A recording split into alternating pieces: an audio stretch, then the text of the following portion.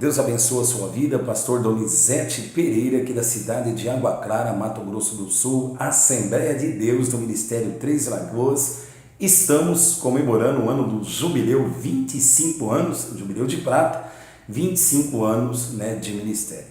Nós estamos aqui também, somos mais um comentário, na realidade, dentro dos versículos bíblicos da Escola Bíblica Dominical. Nós estamos comentando o primeiro trimestre dessa Escola Bíblica Dominical, que foi elaborado pelo pastor Ezequias Soares, que Deus abençoe a sua vida, e nós estamos na lição 6, a base da lição é batalha espiritual, e nós estamos na lição de número 6, que é esse comentário. Quem domina a sua mente? É a base aqui da lição 6, é o texto. E o textual está inserido no livro de Filipenses, capítulo 2, versículo 5. A verdade prática da revista, ela vai destacar a mente. O que é mente? Sentimento de entendimento, que pertence à esfera do intelecto e que permite a pessoa aprender, desejar, pensar e agir. Isso aí que é a mente da pessoa. A leitura bíblica em classe está inserido em Filipenses, capítulo 4, versículo 4 ao 9. E a introdução é o seguinte da revista: quem nasceu de novo é uma nova criatura. Começamos a ser moldado, dirigido pelo Espírito Santo. Por exemplo, quando nós erguemos a mão, aceitamos o Senhor como Salvador de nossas vidas, nós nascemos de novo. A partir de aí, nós começamos a ser dirigidos, não por nós, dirigido pelo Espírito Santo de Deus, e o Senhor começa a moldar as nossas vidas, a nossa mente, nossa maneira de agir, de pensar, de analisar, tudo isso. 2 Coríntios capítulo 5, versículo 17, assim se alguém está em Cristo, nova criatura é, as coisas velhas já se passaram, eis que tudo se fez novo. Então olha que interessante esse versículo. As coisas velhas, aquelas coisas já não faz mais. Xingava, não xinga mais. Eu era sem controle. Você tem que ser controlado agora pelo Espírito Santo de Deus. E Deus ele tem que controlar a tua e a nossa mente. O primeiro tópico da revista, ele diz sobre a epístola aos Filipenses. Vai falar sobre ela, que é uma epístola, na realidade, da alegria.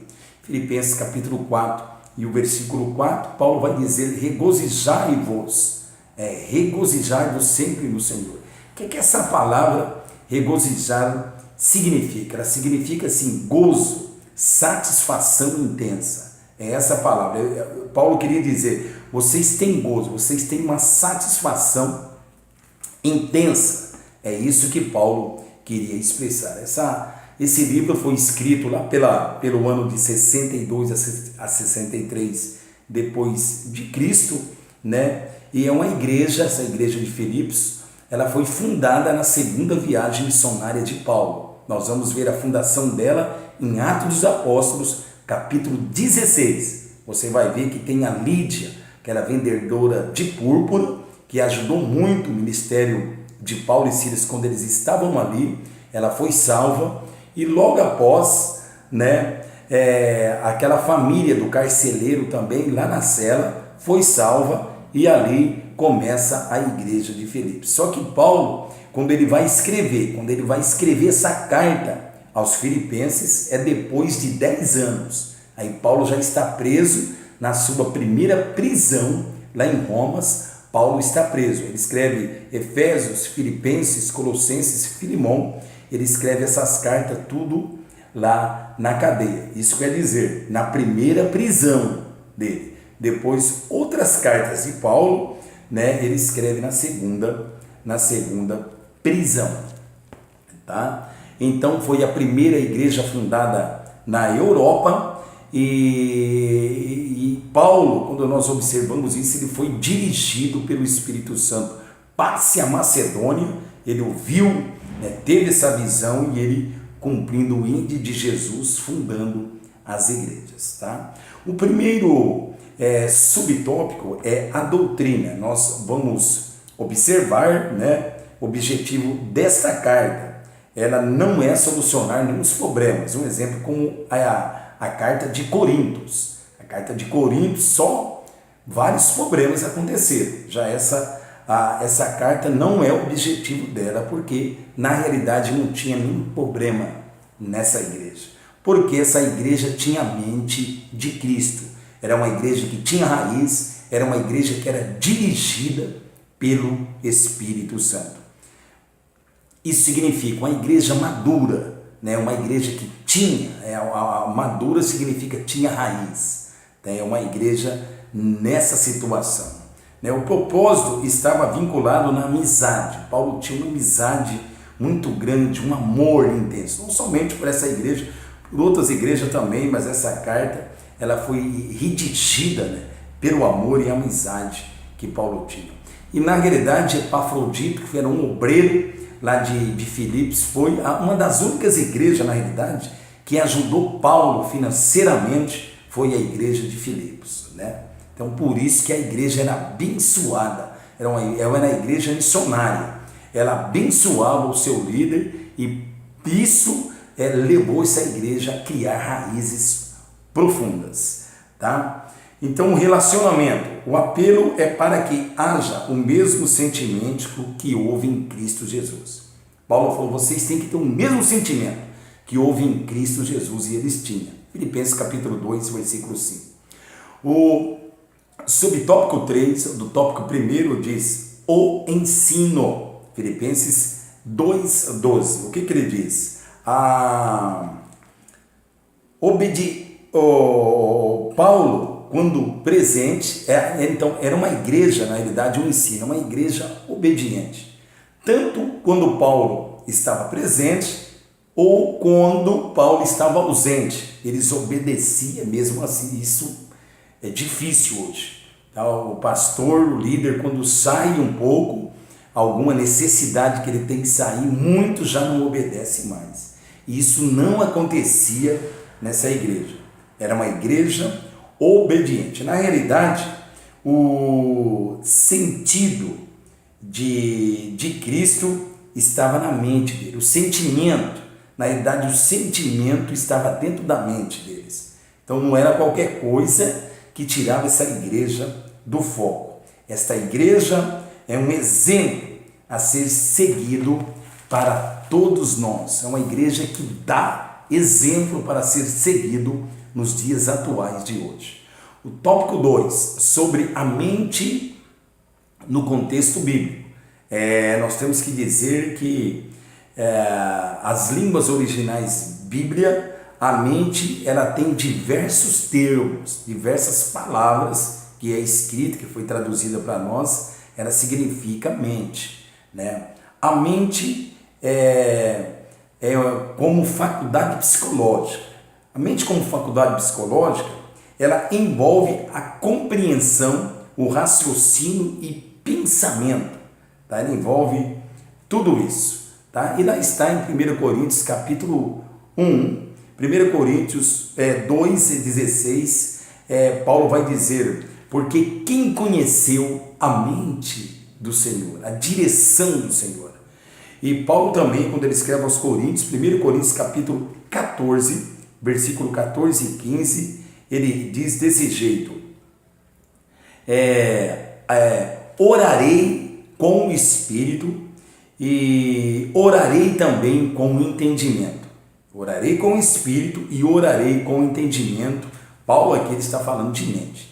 2 Coríntios capítulo 11, o versículo 3, assim como a serpente enganou a Eva, assim também de alguma sorte corrompidos os vossos sentidos. Então Paulo está aqui falando sobre o engano, corrompidos os vossos sentidos. Ele está falando da mente, porque uma pessoa que, um exemplo, não alicerçar na sua vida cristã, na palavra, ela pode ser que o adversário comece a corromper a vida dela. E uma pessoa com a mente corrompida, na realidade, ela já começa a duvidar da palavra de Deus, tá? Ela começa a pensar, né, do jeito dele, não é? Nós temos que estar, na realidade, sendo dirigido pelo o Espírito Santo de Deus. No tópico 2, do subtópico 2, do tópico 2, a mente como forma de pensar. Olha que Paulo vai dizer. São várias atitudes, a nossa mente como forma de pensar, tanto positiva como negativa, tá? Então, isso nós temos que analisar. Talvez o orgulho negativa, tá? E tem alegria, fazer a obra positiva. Então, são várias atitudes que tomam. Em Colossenses capítulo 2, versículo 2 diz desse jeito a parte B. Estando debalde, inchado da sua carnal compreensão. Paulo está falando da mente. Então, essa igreja de Colossenses, né, era uma igreja que ele já estava começando a ser infiltrada nela heresias. Aí Paulo escreve a ela e fala que eles estão inchados, né, na sua carnal compreensão. Essa palavra debalde significa orgulho. Estando orgulhosos, é isso que ele quis dizer, né? E vocês estão inchados na sua carnal compreensão.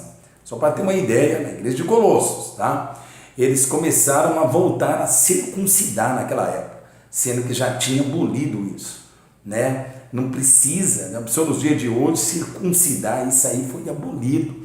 E Paulo passou por várias situações para convencer os primeiros apóstolos que Jesus, ele libertou. Não precisa mais marcar o corpo, né, para provar que é cristão. Eu sei que eu e você, pelo comportamento, pela nossa maneira de agir, de pensar, nós temos a marca de Cristo Jesus. É essa marca, a marca de Cristo em nossas vidas, tá bom? Então, 1 Pedro capítulo 4, versículo 1, olha que Pedro vai falar: amai-vos também vós com este pensamento. Ele está falando, amai-vos também a vós com este pensamento. Aqui Pedro está falando de mente também. Então o que nós estamos observando? Algumas passagens e várias palavras que ela diz mente, com outras palavras, mas é mente, pensamento, mente, então tudo isso aí, tá? O subtópico 3, do tópico 2, coração, tá? O coração aparece em toda a Bíblia Sagrada. Isso aí, né, nós observamos, né? Toda a Bíblia Sagrada aparece coração. Como o centro da vontade física, espiritual, mental, emotiva e evolutiva. Então, isso que aparece a palavra mente na Bíblia. Deuteronômio, capítulo 29, versículo 4, olha o que diz a palavra: porém, não vos tem dado o Senhor um coração para entender. Então, isso aqui nós começamos a analisar, que esse coração para entender, não pense que é esse coração, tá? Então, tá usando, aqui é uma palavra metafórica, está usando o coração, mas mente, porque o coração não vai entender. O coração é uma bomba, né, que está bombando, né, o sangue para o corpo. Mas a palavra, normalmente nós vamos ver isso na Bíblia inteirinha, quando se dirige a coração, ela está dizendo a mente, que a mente é o disco rígido de qualquer ser humano. É lá que pensa, que maquina, que analisa, né, é a nossa mente. Depois vamos agir pelo que a nossa mente produziu, tá? Pelo que a nossa mente fez aquele raciocínio, acontece uma ação. Em Mateus capítulo 22, versículo 37, diz que amará o Senhor de todo o teu coração, de toda a sua alma e de todo o teu pensamento.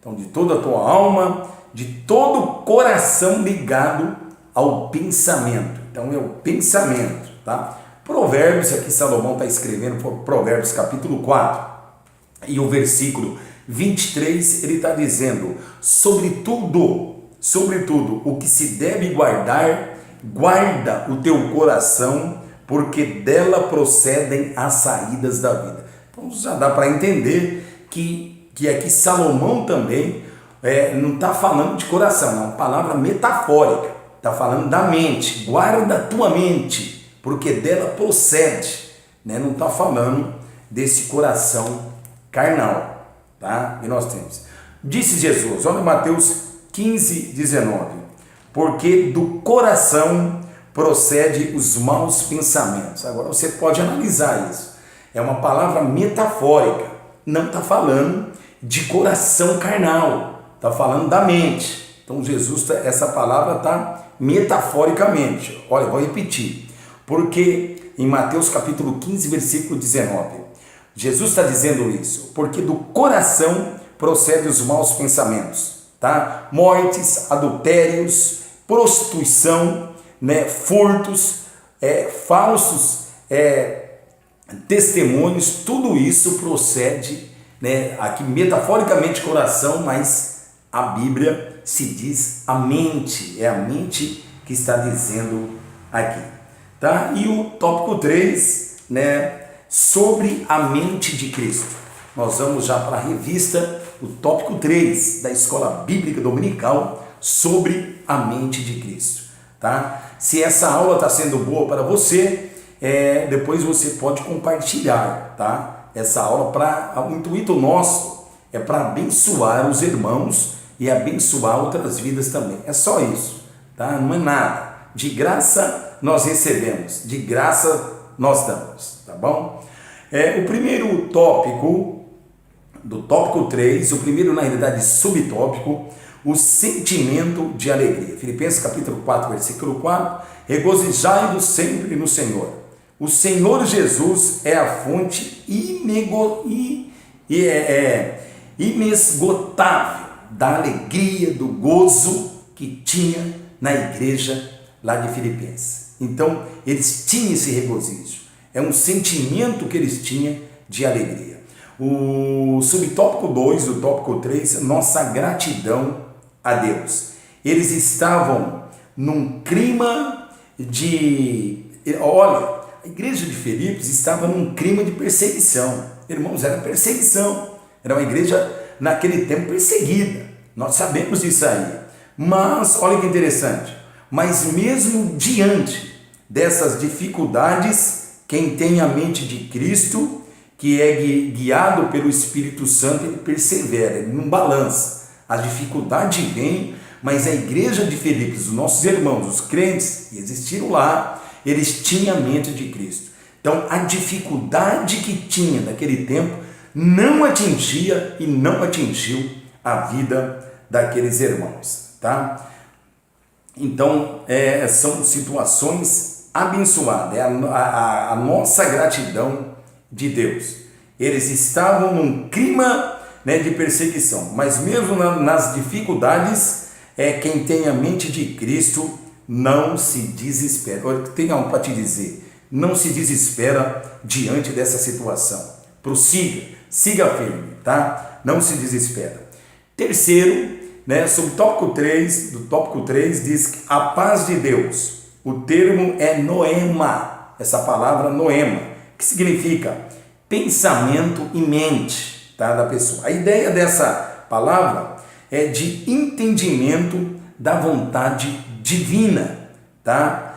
Concernente à salvação. Está registrado isso em 2 Coríntios, né, capítulo 10, versículo 5, tá? Só que o diabo ataca a mente das pessoas. Você sabia que o diabo ele ataca a mente da pessoa? Está lá registrado, 2 Coríntios capítulo 4, versículo 4, que o Deus desse século, ele cegou, né? Ele cegou as pessoas para não ter um entendimento, né, do evangelho da salvação. O Deus desse século, o diabo, ele cegou a mente das pessoas. Tem muitas pessoas que você prega, fala, mas ele está com a mente cega, e é só oração, e no tempo certo, através da oração, Deus salvar a vida dessa pessoa. Mas a paz de Deus na vida cristã está acima de todos os bens que a pessoa pode adquirir, tá? Então a paz, ela está acima de tudo, ela tem que estar acima de tudo. Tem pessoas que se ele não tiver bens, ele pensa que os bens vai trazer essa paz. A igreja de Filipos não era isso. Eles podiam não ter muito, mas eles tinham verdadeira paz dentro do coração dele.